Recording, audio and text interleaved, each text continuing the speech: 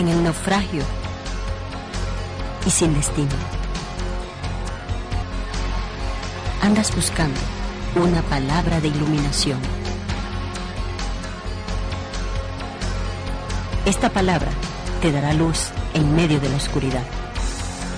El Ministerio de la Enseñanza y la Evangelización, Jesús Soberano Señor, presentan su programa Palabra de Iluminación con el maestro José Briceño.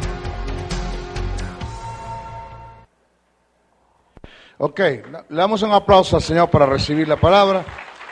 La palabra del Señor siempre se recibe con gozo, con alegría, con muchos deseos. Esta es nuestra primera clase acerca de lo que es la neumatología. Y vamos a tratar un tema, una materia desarrollada de la persona quizás, y lo digo en una forma dudativa, no afirmativa, porque prefiero dudar de lo que voy a decir y no afirmar. Quizás vamos a hablar de una de las personas más ignoradas dentro de la iglesia evangélica. Pero eso lo digo de una forma dudativa. No quisiera que eso fuera verdad, pero al fondo de las cosas, una de las personas más ignoradas dentro del mundo, dentro de la iglesia, en cuanto al conjunto de la deidad, es la persona del Espíritu Santo.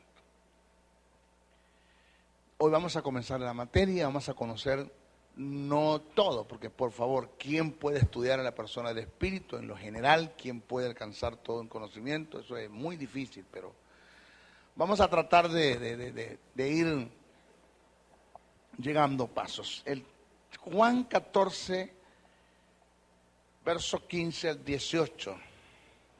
Jesús dice: si me amáis, guardad mis mandamientos, y yo rogaré al Padre y os dará otro consolador para que esté con vosotros para siempre. El Espíritu de verdad. Oído que no dice de la verdad. Oído que no está el artículo determinado incluido en la oración. Dice el Espíritu de verdad. No está el artículo determinado de la verdad. Porque el Espíritu Santo es verdad. Es su naturaleza. La verdad es, Él es la verdad. Dice el Espíritu de verdad, el cual el mundo no puede recibir. Vamos más adelante a explicar por qué no puede recibir. Porque no le ve ni le conoce. Pero vosotros le conocéis, porque mora con vosotros y estará en vosotros. ¿Cómo así? Oído, porque mora con vosotros y estará en vosotros. Cuando hablamos de Dios Padre, estamos hablando de Dios por nosotros. Cuando hablamos de Dios Hijos, estamos hablando de Dios con nosotros. Y cuando hablamos de Dios Espíritu Santo, estamos hablando de Dios en nosotros. Cuando Jesús dice mora con vosotros, se está refiriendo a la presencia del Espíritu en la vida de Él. Ahora, si una persona como Jesús, siendo el Verbo, necesitó en todas las extensiones, en toda la vida, para llevar a cabo el ministerio, para llevar a cabo lo que Dios le encomendó hacer, si necesitó de la persona del Espíritu, ¿quién es usted y quién soy yo para no necesitarlo? Yo le aseguro que este seminario que vamos a dar, de lo que es la persona del Espíritu, usted lo va a tomar en cuenta. Porque déjeme decirle algo, présteme atención ahora. El que usted no viva una vida en el Espíritu. O sea, nadie puede vivir una vida en el Espíritu si no conoce el Espíritu. Nadie. Vivir en el Espíritu no es vivir hablando en lengua, interpretando, ayunando, orando. Eso no es vivir en el Espíritu. Vuelvo a repetir, nadie puede vivir una vida en el Espíritu si no conoce a la persona del Espíritu. Y el hecho de que usted no viva una vida en el Espíritu, por no conocer a la persona del Espíritu, hasta cierto punto las ignorancias, por causa de su ignorancia, las misericordias le alcanzan. Y usted está viviendo, o nosotros, voy a incluirme, nosotros estamos viviendo de las migajas, los balbuceos y los destellos del Espíritu.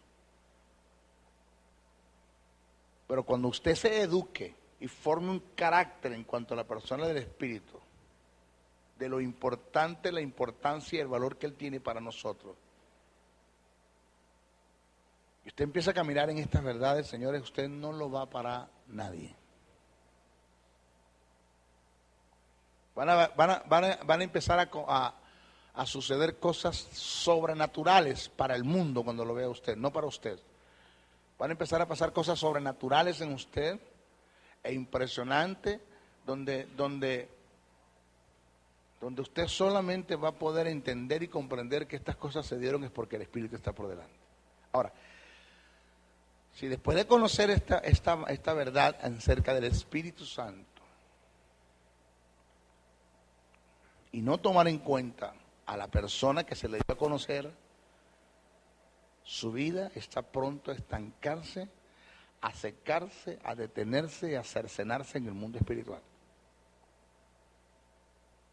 O sea, es mejor no conocer que conocer y no vivir, y no accionar, y no caminar en eso. Yo sé de lo que es hoy conversar con el Espíritu y 4, 5, 6 horas, 6 minutos, 6 segundos, en muy poco tiempo recibir respuesta del Espíritu. Así, porque sé quién es el Espíritu, lo conozco.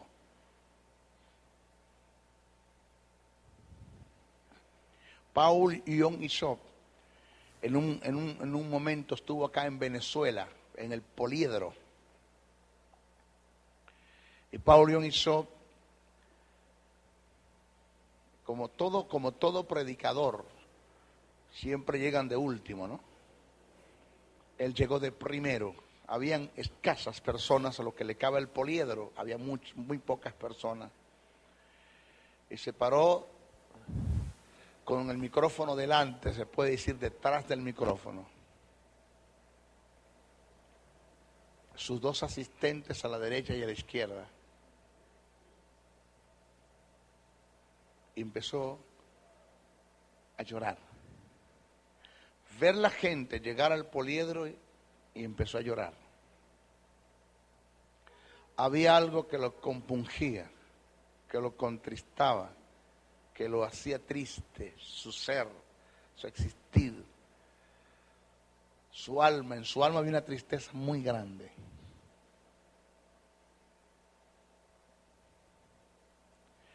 Y cuando prendieron el micrófono para emitir una palabra, él dijo esto que pateó y sacudió y conmovió a la audiencia. Dijo: ahora entiendo por qué Dios no usa a la iglesia de Venezuela, porque le dan muy poca importancia a la persona del Espíritu. Ese fue el mensaje. En mi congregación, donde yo pastoreo, dijo él, no hay lugar para el chiste, ni para el brollo, ni para el comentar, ni para la novedad. Todo el que va llegando se va inclinando ante la presencia del Espíritu. No hace falta de que cuando pase el que supuestamente va a dirigir la adoración, tenga que llamar la atención y poner a la gente en orden, como los caballos, como cuadrar los caballos en el hipódromo para la partida de una carrera. Que cuando el que supuestamente va a dirigir la adoración comience, ya hay un ambiente espiritual, porque usted como creyente y como feligres y como templo del Espíritu lo ha producido ya, lo ha comenzado, lo ha adelantado.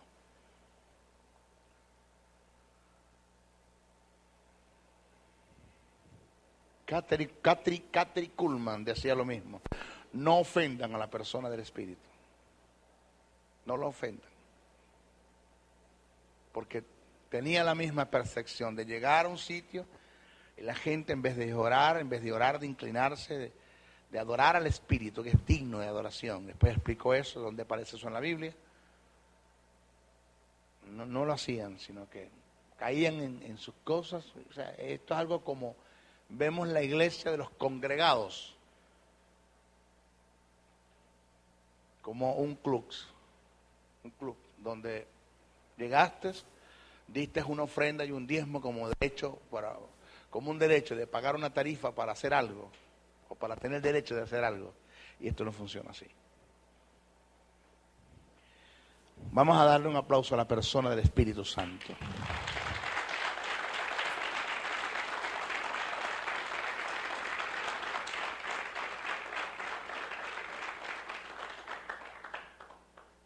Dice, si me amáis, guardad mis mandamientos, y yo rogaré al Padre y os dará otro consolador para que esté con vosotros para siempre. El Espíritu de verdad, el cual el mundo no puede recibir porque no le ve ni le conoce, pero vosotros le conocéis porque mora con vosotros y estará en vosotros. No os dejaré huérfanos, vendré a vosotros. Fíjese, una de las advertencias que el apóstol Pablo hace a la iglesia en relación al Espíritu Santo es el tener cuidado de no contristar o apagar al Espíritu, según lo registrado en Efesios 4:30 y primera carta a los Tesalonicenses 5:19. Oído, conquistar o apagar. El contristar o apagar viene como resultado de no darle al Espíritu Santo el lugar que le corresponde. Y por consiguiente, es dejarlo inoperante. Esto se debe a la falta de conocimiento que la iglesia en su mayoría tiene acerca de la persona del Espíritu Santo. Usted hace un análisis entre los creyentes, o hace una interrogativa entre los creyentes acerca de lo que es la persona del Espíritu, las funciones del Espíritu en cuanto a la iglesia, en cuanto al mundo, en cuanto a la creación, la relación del Espíritu con las personas de la deidad, con las otras personas de la deidad. Es muy poco lo que la gente le sabe hablar, le sabe decir de eso. El apóstol Pablo dejó establecido que bajo ningún concepto debemos ignorar nada de lo que tenga que ver con el Espíritu. El texto dice así, muy mal escrito, está en la Casidra de Reina, muy mal escrito. Primera carta a los Corintios 12:1, está muy mal escrito. Dice, no quiero, hermanos, que ignoréis acerca de los dones del Espíritu. Debemos dejar en claro que en los originales no se escribió así. En los originales está escrito así como se lo voy a citar ahora. Pablo lo que dijo fue esto: no quiero, hermanos, que ignoréis acerca de los asuntos que tengan que ver con el Espíritu, incluyendo los dones.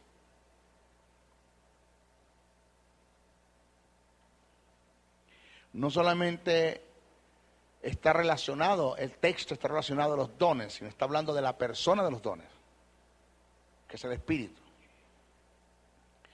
Cabe destacar que la ignorancia, además de ser un arma que Satanás se está usando en contra de la iglesia para tratar de destruir la iglesia, atentar en contra de ella, también es un instrumento que cercena la bendición y el progreso de Dios en cuanto a la persona del Espíritu.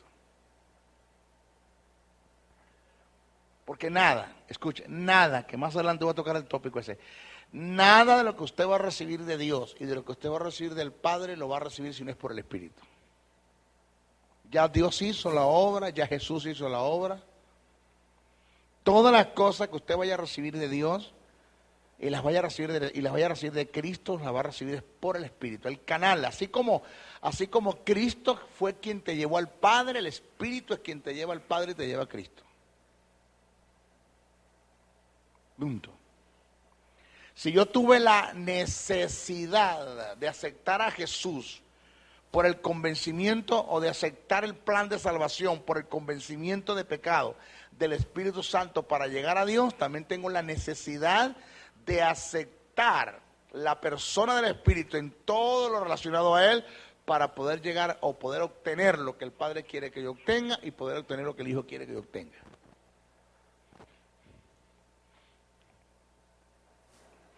Ahora entiendo a un libro que me relacionaba mucho con la brujería, Buenos días Espíritu Santo. Cuando yo lo leí, yo dije, esto es brujería, de Benny Hinn. Cuando yo me metí fuerte con la persona del Espíritu, me di cuenta que el hombre no está equivocado, el hombre tiene sus razones. Que sé el sentido, y sé el motivo, y sé la causa el por qué cuando dice buenos días Espíritu Santo. Aló. Fíjese que la ignorancia trae como resultado cautiverio y destrucción. Y hay muchas cosas que Dios ha querido hacer en su propósito en la iglesia, pero lo ha detenido la ignorancia en la que ésta vive concerniente al Espíritu Santo. O sea, señores, el Espíritu Santo es un requisito sine qua non. No lo puedes evadir, no lo puedes pasar por alto para entender las cosas de Dios.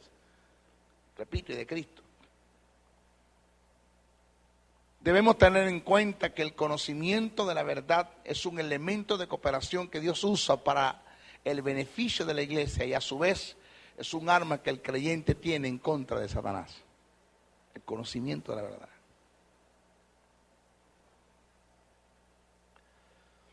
Sin la verdad nunca podremos avanzar y jamás podremos vencer. Metes eso en el espíritu. Sin la verdad nunca podremos avanzar y jamás podremos vencer.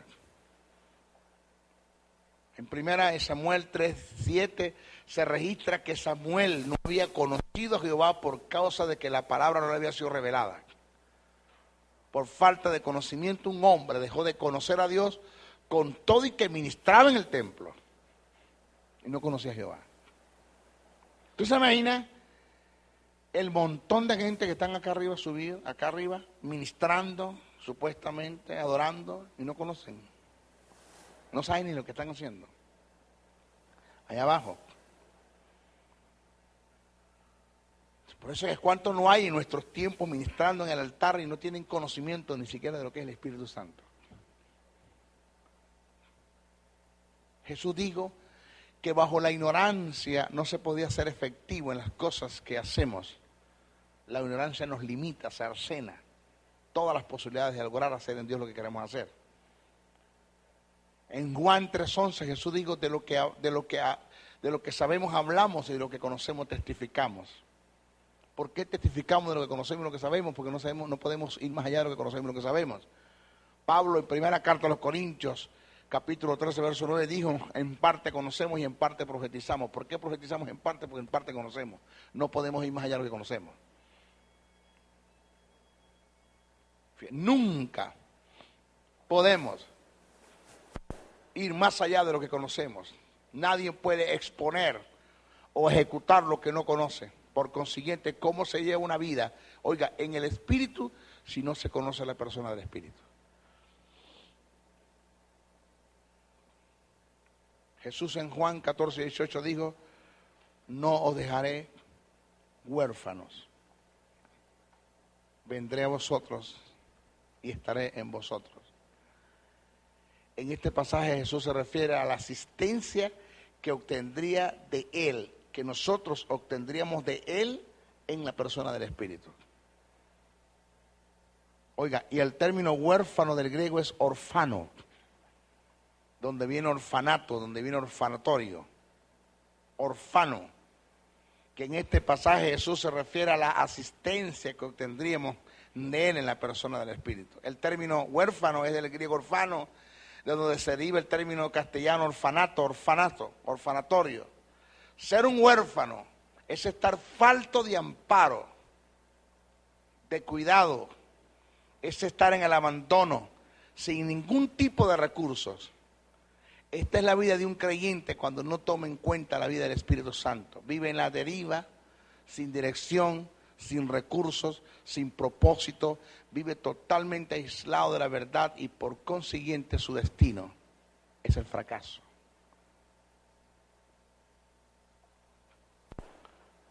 Fíjese. O sea, yo no entiendo, no acepto de cómo nosotros no podemos ser asistidos por la persona del Espíritu cuando está en nosotros la persona del Espíritu. Simple y llanamente por no conocerlo, por no tomarlo en cuenta. Vivimos como los huérfanos.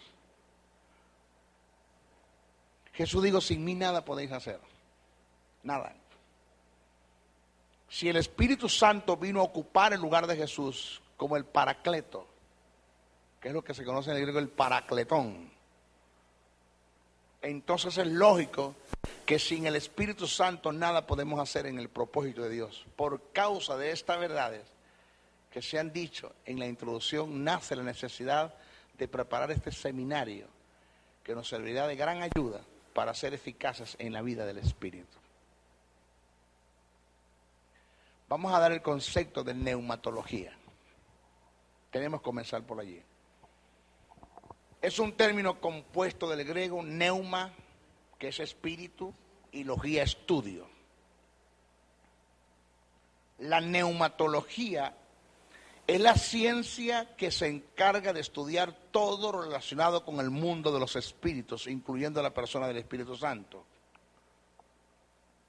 La neumatología estudia en cuanto a los espíritus, su naturaleza, carácter, propiedades, valores, sus obras y operaciones.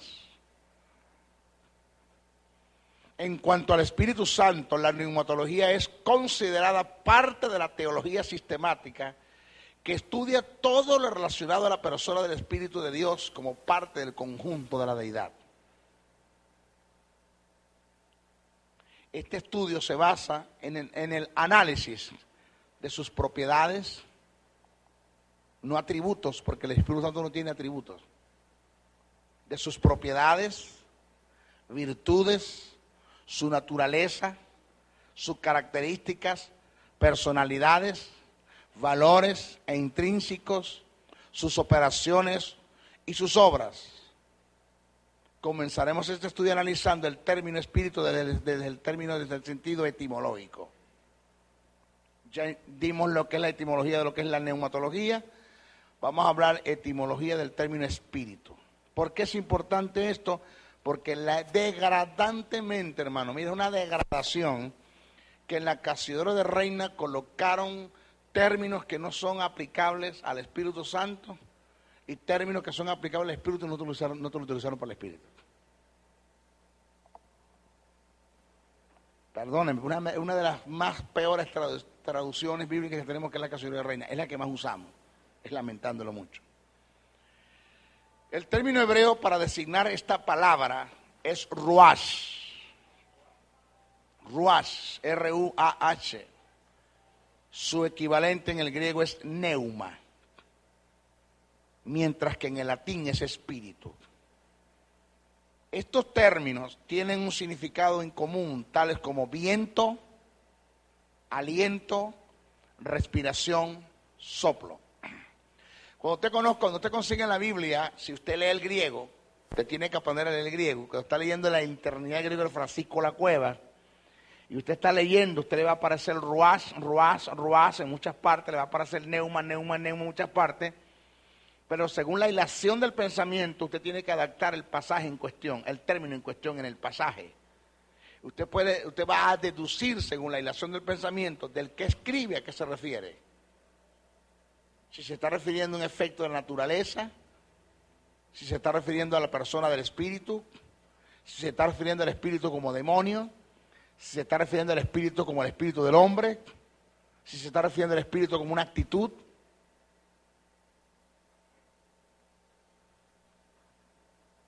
Y eso es importante tomar en cuenta eso, para el estudio. En nuestros textos sagrados se utiliza para hacer referencia a cualquiera de estas acepciones, solo tomando en cuenta el pensamiento del emisor o del que escribe, es que se puede hacer una deducción y aplicación apropiada del término, ajustándolo al pasaje en cuestión. Por esta causa fue determinante asumir una posición basada en las reglas denominadas hilación de pensamiento. Para mayor comprensión daremos ejemplos del caso tomando en cuenta un pasaje del Antiguo Testamento y otro del Nuevo Testamento en los cuales se emplean los términos ruás del hebreo y neuma del griego con diferentes aplicaciones. Ejemplo. Cito Ezequiel 37:9. Pero esto lo estamos dando como base, como fundamento para que de ahora en adelante, porque yo le voy a dar a ustedes el estudio del Espíritu Santo, pero van a haber cositas del Espíritu que yo no le voy a tocar y usted, eso está en la palabra, esto es la Biblia. Y cuando usted esté leyendo, usted pueda determinar a qué se refiere. Si es el Espíritu del hombre, el Espíritu del diablo, el Espíritu... Bueno, dice, y me dijo, profetiza al Espíritu. El término dice ruach. ¿Cómo dice? Ruach. Así ha dicho Jehová el Señor, Espíritu, dice ruach. Ven de los cuatro vientos y sopla, dice ruach, sobre estos muertos y vivirán. Observe. Y me dijo, profetiza al Espíritu, dice ruach. Así ha dicho Jehová el Señor, Espíritu, dice ruach. De los cuatro vientos, dice ruach. Sopla, dice ruach. Dice al Espíritu, ruach. Y dijo al Espíritu, ruach. Sopla, ruach. De los cuatro vientos, ruach. ¿Por qué? Porque viento, aliento, soplo, respiración, es ruach. Ahora, ¿a qué se está refiriendo? ¿Cómo hay textos que el término ruach se lo aplicaron a quien no tenían que aplicárselo? Y le robó el sentido a la palabra. Le robó el sentido verdaderamente lo que se quería expresar y decir allí. Según la tradición bíblica de lo que se tomó el pasaje, el primer término ruach hace referencia al espíritu del hombre. El segundo hace referencia al Espíritu Santo.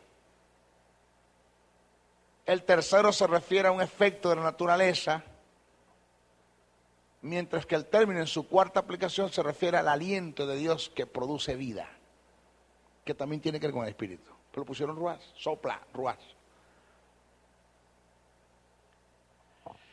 El ejemplo en el Nuevo Testamento dice el viento, ¿el qué?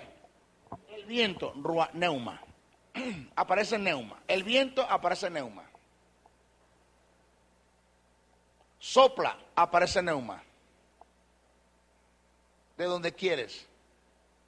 Y oye su sonido, más no sabes a dónde viene y de dónde va, más hacia el que es nacido del Espíritu, aparece neuma.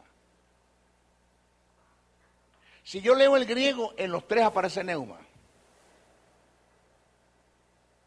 Pero los que tradujeron esto, dedujeron, según la hilación del pensamiento del que escribe, que aquí debe ser espíritu y aquí debe ser efecto de naturaleza. Según esta traducción, el primer término, neuma, es aplicable al viento como fenómeno de naturaleza, y el segundo es aplicable al Espíritu Santo, pero en ambos se utilizó el término neuma, y según la hilación del pensamiento del que escribe, se debe adaptar los términos del pasaje en cuestión. ¿Por qué queremos resaltar esto? Esto lo queremos resaltar ya que en algunas traducciones bíblicas se adjudicó el término ruach y neuma al Espíritu Santo, cuando realmente se estaba haciendo referencia al Espíritu del hombre. ¿Cómo? Sí, señor. En Ezequiel 37:9, el término que se emplea para referirse al Espíritu que procede de los cuatro vientos, en algunas versiones aparece con minúscula, adjudicándose al Espíritu del hombre. según las reglas de hilación del pensamiento, dicho término es ajustado más al Espíritu Santo y no al Espíritu del hombre. Pero en nuestra Biblia se lo adjudicaron al Espíritu del hombre.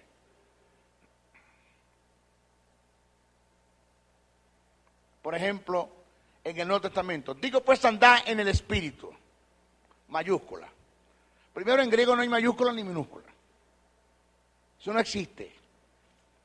Es acá donde me colocaron mayúscula para el Espíritu Santo y minúscula para el Espíritu del hombre o el Espíritu del demonio. Okay, dice, digo pues andad en el Espíritu, mayúscula.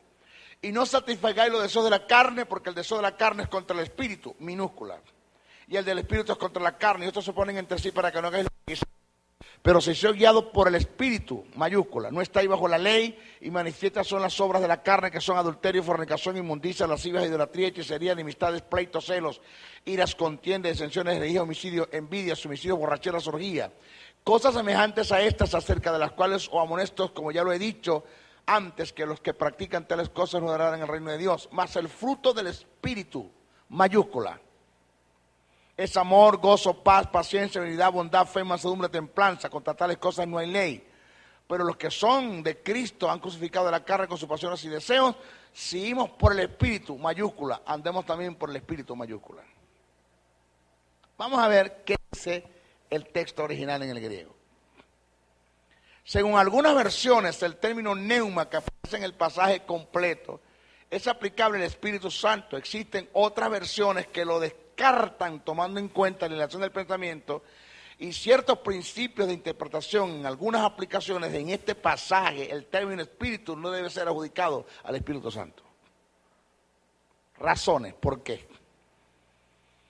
El término Espíritu que aparece en los versos 16, 18, 22 y 25 del capítulo 5 de Gálatas es aplicable al Espíritu Santo, mientras el que aparece en el verso 17 es aplicable al Espíritu del hombre, según la hilación del pensamiento.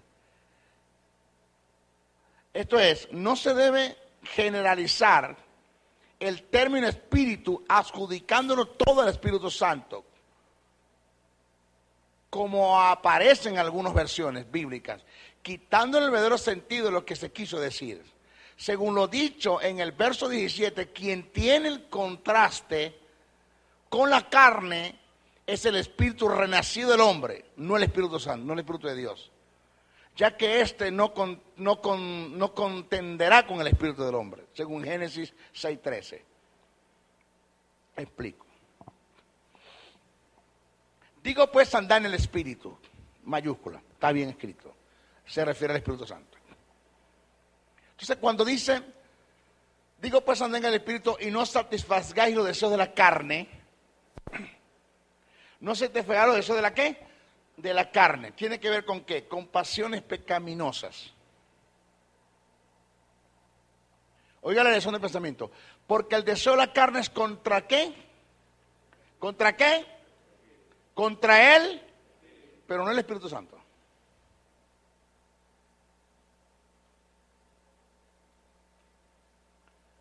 O sea, ahí no se está refiriendo al Espíritu Santo.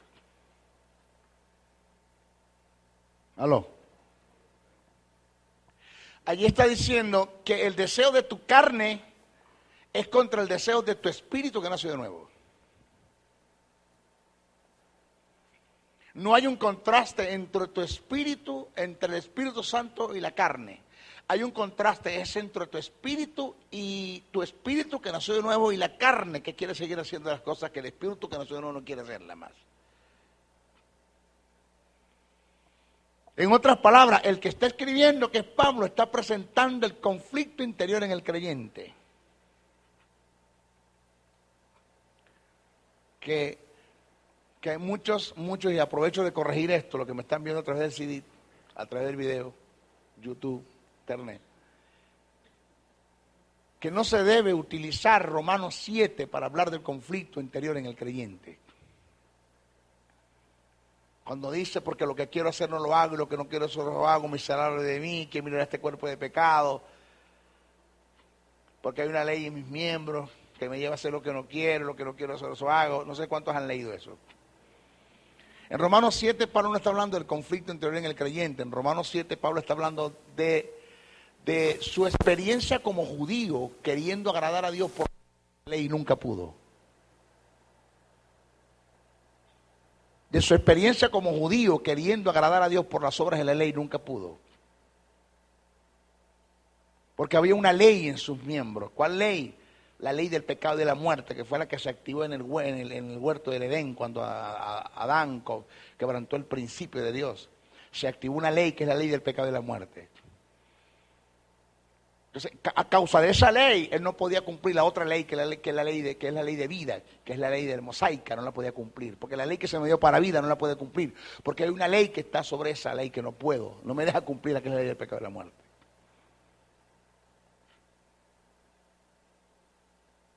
Eso es lo que viene hablando Pablo. Entonces, cuando usted analiza Romanos 8, en Romanos 8 Pablo habla del creyente, Pablo canta victoria sobre el pecado, habla del creyente renacido, ya el de nacido nuevo. Dice, pero ninguna condenación hay por los que están en Cristo Jesús. Romanos 8.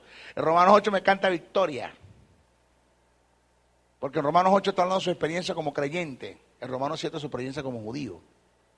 Entonces Romanos 7 y Romanos 8 no me está hablando del conflicto interior en el creyente. Romanos 7 me está hablando de su experiencia como judío, cómo no pudo agradar a Dios por el estado de pecado en el que estaba. Y Romanos 8 me habla de su experiencia como hombre regenerado y redimido por Cristo, de que no tiene que agradar a Dios, porque quien agradó a Dios fue Dios, quien agradó a Dios fue Jesucristo, por el sacrificio que hizo en la cruz del Calvario. Ninguna condenación hay por lo que está en Cristo Jesús.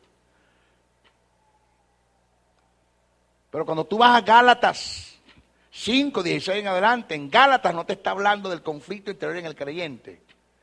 En Gálatas te está hablando, o debo decir, en Gálatas sí te está hablando, corrijo, sí te está hablando del conflicto interior en el creyente. Te está hablando del conflicto que se da entre el espíritu que nació de nuevo y las pasiones pecaminosas, el alma que no ha sido estrenada, que no ha sido santificada todavía y que quiere seguir haciendo lo que el espíritu no quiere seguir haciendo porque fue regenerado, fue nacido de nuevo. Entonces tenemos un alma que está viciada, que está acostumbrada a seguir a hacer estas cosas, y como no ha sido una mente renovada, una voluntad quebrantada y unas emociones canalizadas, entonces Pablo dice, hay un contraste. Hay un contraste. Pero cuando tú pecas, lo que hace que te sientas mal no es el Espíritu Santo que te está redarguyendo. Lo que hace que te sientas mal es tu espíritu que nació de nuevo, que no se va a seguir calando el pecado que venís haciendo. Entonces va a haber un contraste entre tú y tu espíritu, entre las pasiones, entre un alma que no está santificada y el espíritu. Porque el espíritu no quiere seguir haciendo más esas cosas. Tu alma quiere porque no ha sido santificado todavía. Entonces el término espíritu ahí debe ser aplicable ¿a qué? Al espíritu del hombre, no al Espíritu Santo. Y se colocó espíritu con mayúscula. Eso está mal. Cuando dice, porque el fruto del espíritu, léalo, ¿el fruto de qué? Del espíritu, ¿está con qué? Mayúscula. Y resulta que cada fruto no es el espíritu. Está mal colocado. ¿El fruto de qué? Del espíritu. Resulta que quien da fruto no es el espíritu. Yo soy la vid verdadera, dice Jesús. Mi Padre es el labrador. Vosotros sois los pámpanos.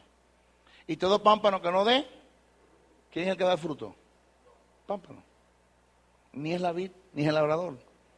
Y si hablamos de Jesús, y si hablamos de Dios, y si hablamos del Espíritu en relación, entonces, si el Padre no es el que da fruto, ni el Hijo es el que da fruto, tampoco el Espíritu da fruto. Quien da fruto somos nosotros. En otras palabras, el Espíritu Santo de Dios no da fruto de amor, Él es amor. Por eso está en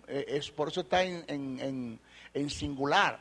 Dice el fruto, no dice los frutos del Espíritu, dice el fruto del Espíritu. No dice los frutos.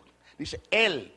En otras palabras, cuando te habla el fruto del Espíritu, te utiliza el artículo determinado en singular, te está diciendo el carácter del Espíritu es ¿qué? Amor, gozo, paz, paciencia, benignidad, bondad, fe, mansedumbre, templanza. ¿En quién? ¿En quién es que se va a dejar ver todas esas cosas? Todas esas propiedades y virtudes que están en el Espíritu. ¿En quién se van a dejar ver? En nosotros.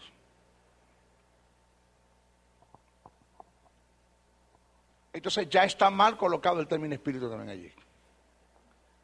porque lo colocaron con mayúscula y no tiene relación con el Espíritu Santo. El término es al espíritu del hombre y el fruto del espíritu. ¿Cuál espíritu? El que vengo hablando, el renacido, el que nació de nuevo, el que tiene contraste con la carne. Porque las obras de la carne son adulterio, fornicación, inmundicia, lascivia, idolatría, hechicería, enemistades, pleitos, celos, iras, contiendas, disensiones, heridas, homicidios, borrachera, torría. Todas estas cosas que tú estás haciendo con la carne, que proceden de un alma que no está santificada, van a chocar con tu espíritu que ha nacido de nuevo. Porque tu espíritu no se va a seguir calando eso. Entonces el fruto del espíritu es que, ¿de qué espíritu?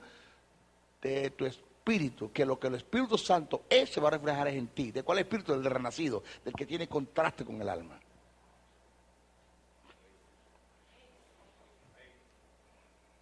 ¿Están acá? Entonces, ¿qué quiero decir con esto, Señor? Dígale al Espíritu Santo, dame amor. No, yo no te puedo dar amor. Todo el amor de Dios está en ti. Refléjalo tú, manifiéstalo tú.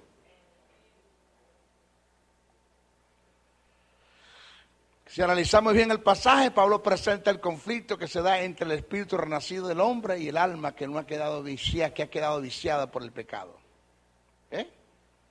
Por otra parte, según en algunas posiciones teológicas, el término neuma que aparece en el verso 22 para hacer referencia al fruto debe ser aplicado al espíritu renacido del hombre y no al Espíritu Santo. De no, habría un contraste, una contradicción con lo dicho por Jesús en el Evangelio de Juan, donde se dice que los que dan frutos son los pámpanos, no la vid ni el labrador. Dice, yo soy la vid verdadera, mi Padre es el labrador, y todo pámpano que no lleve fruto lo quitaré, y todo aquel que lleve fruto lo limpiaré para que lleve más fruto. Ya vosotros estáis limpios por la palabra que os he hablado. Permaneced en mí y yo en vosotros, como el pámpano no puede llevar fruto por sí mismo, si no permanece en la vid, así tampoco vosotros, si no permanecéis en mí. Yo soy la vid, vosotros los pámpanos, el que permanece en mí y yo en él lleva muchos frutos, según Juan 15:1. Fíjese según este pasaje, el labrador es el Padre, la vid es el Hijo y los pámpanos representan al creyente que es el responsable de dar fruto.